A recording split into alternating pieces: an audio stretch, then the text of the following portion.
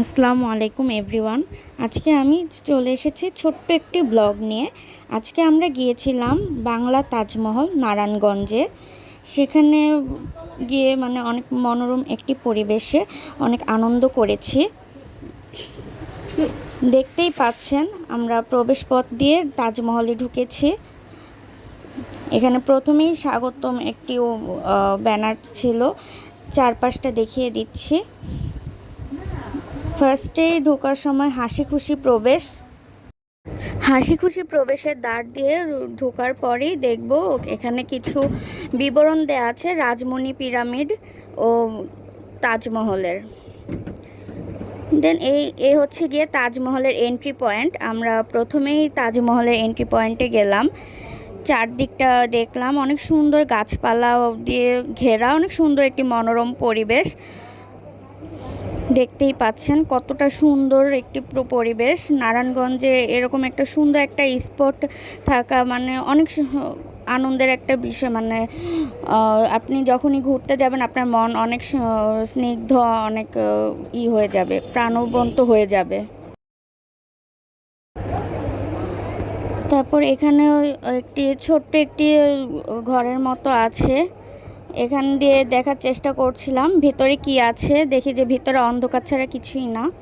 তারপর আমরা রাজমণি পিরামিডের উদ্দেশ্যে গেলাম। এখানে প্রবেশ করলাম, দেখলাম চারদিকটা অনেক সুন্দর একটি গাছপালা দিয়ে ঘেরা, চারদিক মনোরম পরিবেশ। তারপর আমরা ধীরে ধীরে হেঁটে চলে যাচ্ছি আসল যে স্পট সেখানে।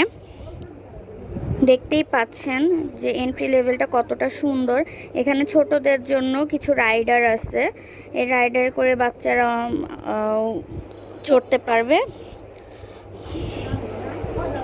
এরপর পাশেই চা কফির একটি স্টল আছে। অনেক সুন্দর একটি পরিবেশ। আপনারা যারা নারায়ণগঞ্জে থাকেন বা তার আশেপাশে যারা থাকেন তারা চাইলে আপনারা এখানে এসে ঘুরতে পারেন। এটা হচ্ছে গিয়ে ফিল্ম প্রোডাকশনের কিছু জিনিসপত্র।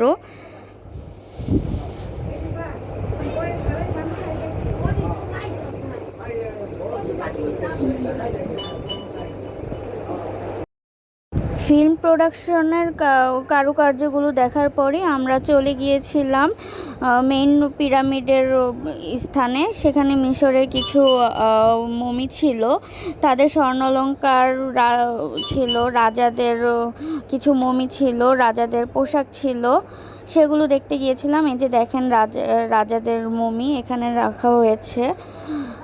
প্রথমে ঢোকার সময় একটু ভয় করেছিল, জায়গাটা অনেক অন্ধকার ছিল এর জন্য, কিন্তু পরবর্তীতে ঠিক হয়ে গিয়েছে। দেখেন মমিগুলো। তারপর কিছু রাজাদের পোশাক ছিল, স্বর্ণ অলংকার ছিল, তাদের আসবাবপত্র ছিল। যারা নারায়ণগঞ্জে বা তার আশেপাশে যারা ছিলেন অবশ্যই প্লেসটাতে ঘুরে দেখবেন। এরপরে চলে গিয়েছি আমরা বেহুলা লক্ষিন্দরের বাসর ঘরে।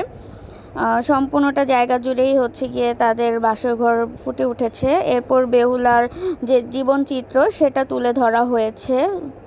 এরপর বোঝানো হয়েছে আধুনিক গ্রামের একটি চিত্র তুলে ধরা হয়েছে। সবশেষে আমরা ক্ষুদিরাম বসুর ফাঁসির একটি চলচ্চিত্র প্রদর্শন করে দেন সেখান থেকে যাত্রা শুরু করি। এটাই ছিল